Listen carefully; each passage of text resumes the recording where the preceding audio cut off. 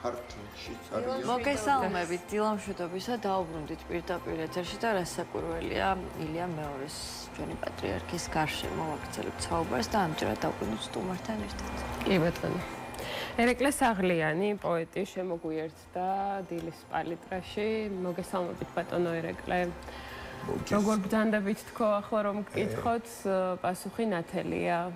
ყველანი გაგვაერთიანა იმ ტკივილმა რომელიც ილია მეორემ დაგვიტოვა თუმცა ყველა აღნიშნავს ერთხმად იმას რომ ძალიან დიდი მფარველი ანგელოზი შევიძინეთ და მე მინდა ჩვენი საუბარი დავიწყოთ თქვენი ურთიერთობით პატრიარქთან და გაიხსენოთ პირველი შეხვედრა მასთან.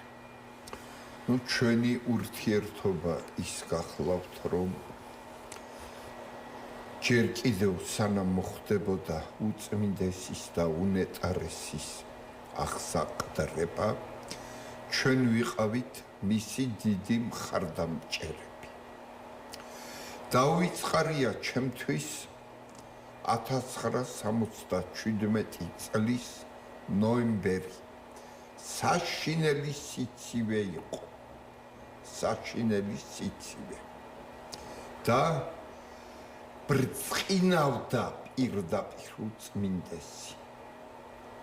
ამ აღსაყდრების დროს. პირველი შეხვედრა ჩემი მასთან იყო იმისთვის რომ სვანეთში გახსნილიყო მოქმედი ეკლესია.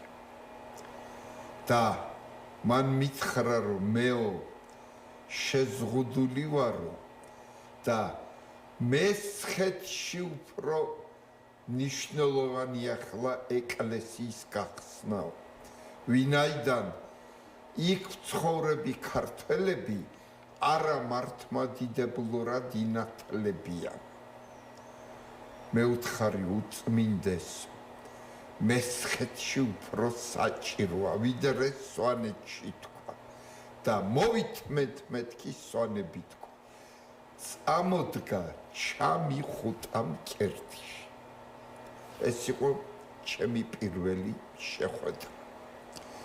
შემდეგ მოხდა ესეთი რამ მე რამოდენიმე შეხვედრა ბედნიერება მქონდა მე ხშირი შეხვედრის და ნუ ამაში მე მადლობას უხდი ყველას ვინც მეხმარებოდნენ იქ საპატრიარქოში ყოფი ჩემი ძველი მეგობრები დაწყებული ქალბატონ შორენათი დამთავრებული სასულიერო პირებით.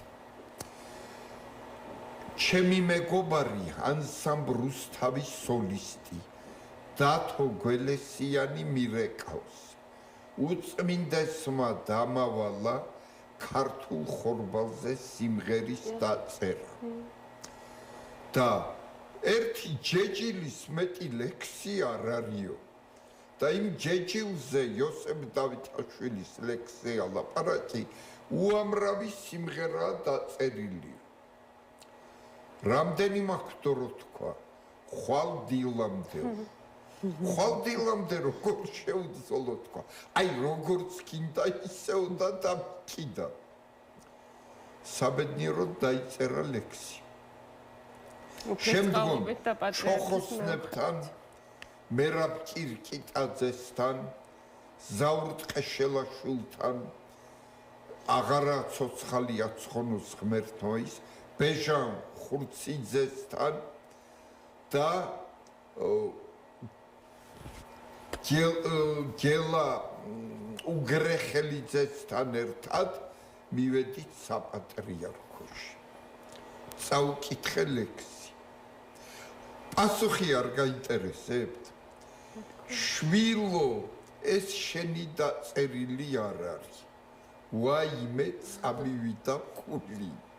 როგორ შევბედავდი უწმინდესო, ვისი დაწერილია? ხოდა ვისი გავლენა ჩემ ლექსზე? ერთწუთიანი დუმილი ეს შენ ღმერთმა დაგაწევინაო.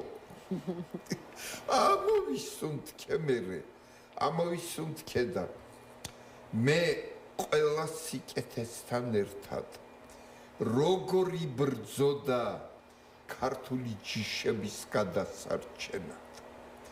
ხორბალი ახლა ქალბატონი მარიამ კიკაძე მისი ლოცვა კურთხევით იბრძვის აი ამ ჯიშების გადასარჩენად.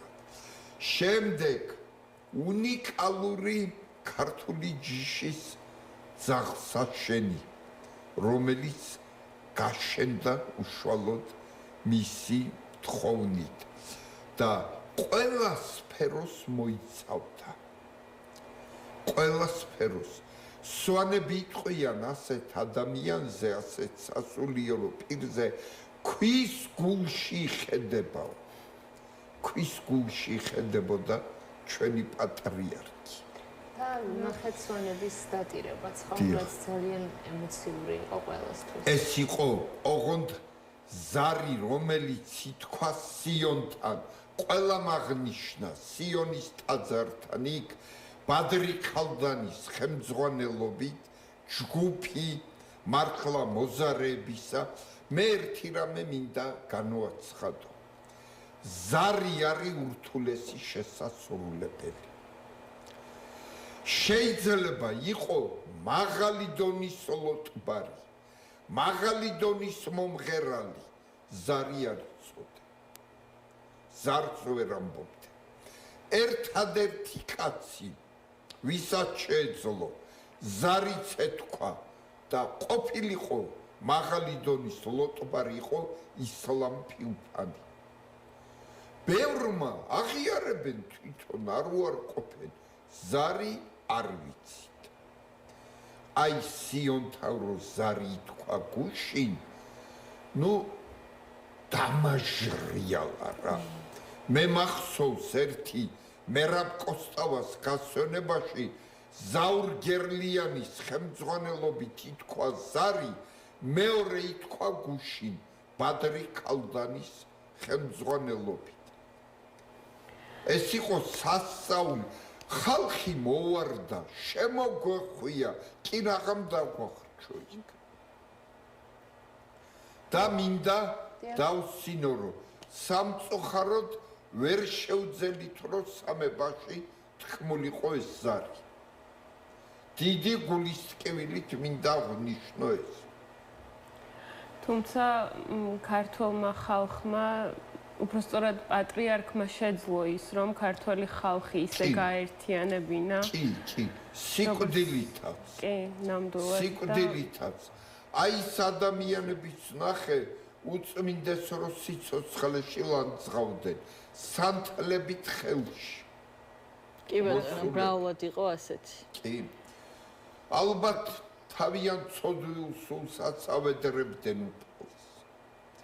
და რა თქმა უნდა, ეს საძარახისი არ არის. ადამიანი რომ მიხვდება, შენ იმას საშუალება უნდა მისცე. პირიქითაც გზარ უნდა გადაუკეტო უფალთან მისასვლელი. ქრისტიანობა და მართლმადიდებლობა სწორედ ამას მოიაზრებს.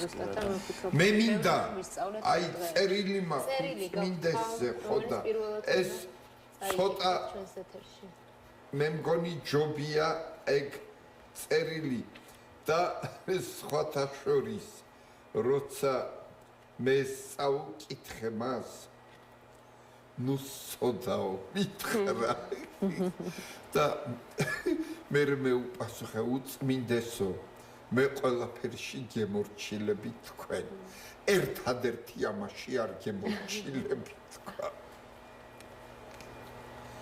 გულის გულიდან გიმზერს და მიჭირს გულის გულში შეღწევა ფიქრი ფიქრს ებმის და ცდილობს ამოუცნობის ამოცნობას არცა სიამენი სოფლისანი და არცა საქმენი ცოდვათა დასართველად ჩვენდა არცა უსასოობა და არცა უსიყვარულობა მხოლოდ სინანული და განწმენდა ყოველივე მწიყვლისგან უფალი ხომ იმ ადამიანთა სულებს აღავსებს მას რომ ეძებენ თქვენ ერს უკურთხეთ ენა მეტყველებისთვის, თვალნი ხედვისთვის და ყურნი სმენისთვის. მოსიარულე საყდარი გიწოდეთ, რადგან ყველაზე ურწმუნოსაც პირჯვრის გადასაწერად აღაპყრობინეთ ხელი.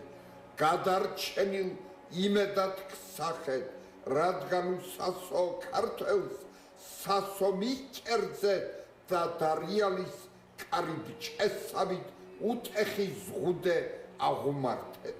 თვალი მართმჭრეტელი, ასეთად გიწამეთ და გადაგვეპარა ხევის ნისლივით ჭვირვალე და განწმენდი მადელი ჩვენთა ცოდობათა.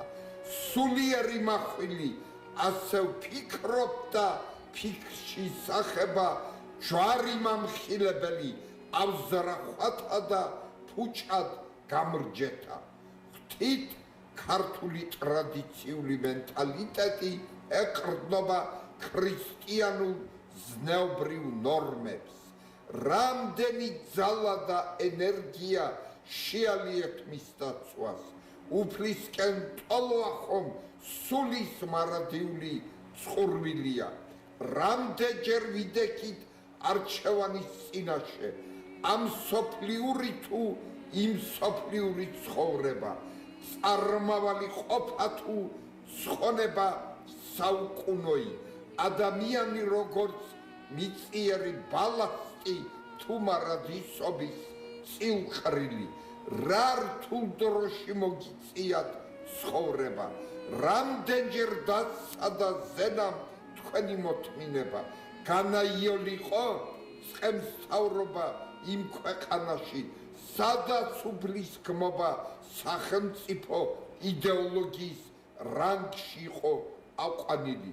თქვენი პატრიარქად აღსაყდრების ჟამს ჩვენი სული იმდენად იყო შესუსტებული ხორცისგან, რომ დახშული ჰქონდა სახედველი. აი, ეხლა ეს წერილი ცოტა ვრცელია, მაგრამ ეს როდის დაუწერეთ? ეს დაუწერე მე მგონი 2000-ში. მე მგონი და აქ საუბარია იმაზე კიდევ, რომ აი წეღა მე უახლოეს ადამიანთა მის პატრიარქის გვერდით იდგა გიორგი ანდრიაძე. დაუსვი ასეთი კითხვა. ჩვენ ხომ არ ვიცოდით, ვინ იყო უწმინდესი? ნეტავ თვითონ თუ ხორთული კითხვა. მე არ გამოურიცხავ, არა, რატო? თავმდაბლობისგან. კი, და ის ყოველთვის ახლა უდიდესი თავმდაბლობა, უდიდესი მოკრძალება. მიაქციეთ ყურადღება, აი ისე დადიოდა, გეგონება მიწასაც კი უფრთხილდებოდა, ხო არ ვამძიმებ. თავმდაბლობა უდიდესი, შერწყმულია ყველაფერთან, რამდენჯერ გამიფიქრია. ხო გულიხწყდებათ, რომ ცოცხალ რუსთველს არ შეხვედრი ხართ. არ შეხვედრი ხართ ცოცხალ დავით გურამიშვილს, ნიკოლოზ ბარათაშვილს, გალაქტიოს. დიდ ადამიანებს ვინც ყავდა, მაგრამ მე ბედნიერი ვარ, ცხოვრობდი იმ დროში, რომელიც უკვდავი წარუხოცველი სულით აღბეჭდა ჩვენმა პატრიარქმა. ნამდვილად საგულისხმოა, რომ ამ ეპოქის შვილები ვართ. ბედნიერება ჩემთვის. ძალიან დიდი მადლობა. ერთიც გელა ფარჩუკიძე, საგუნდო დირიჟორი, მეგობარი. რიგაში ჩატარდა საეკლესიო მუსიკის სიმპოზიუმი. შევასრულე უწმინდესის ნაწარმოებია. მოვიდა ლუთერიანი მღვდელი. ხალხო, ეს არის ყველაზე შეუვალი ეკლესია. არავის არ ცნობენ თავის გარდა. მეკითხება მეო. თქვენი ცნობ თქვენ პატრიარქს, ესე აშიტირებული. რა თქმა უნდაო. პირადად შეხვედრი ხარ? კიო. თავზე ხელი დაუდვიაო. რა თქმა უნდა. თქვენი ცით რომ ის წმინდანია, კაცი გავჯიშდიო. ამას მართლმადიდებლური აღსარებლობის სასულიერო პირი კი არა, ლუთერიანი მღვდელი ამბობს, რომ თქვენი პატრიარქი წმინდანია. ძალიან დიდი აი მადლობა. ზუსტად ეს აზრია ამ წერილში. ამიტომ მითხრა მე რომ ნუ სწოდა. ძალიან დიდი მადლობა რომ იყავით ჩვენთან ერთად. მადლობა. მაყურებელსაც ბოდის უხდით, იმიტომ რომ დღეს ვერავინ შევძელით მასზე საუბარი ცრემლისა და აღელვების გარეშე, თუმცა ალბათ გვეპატიება დღეს. დღეს გვეპატიება.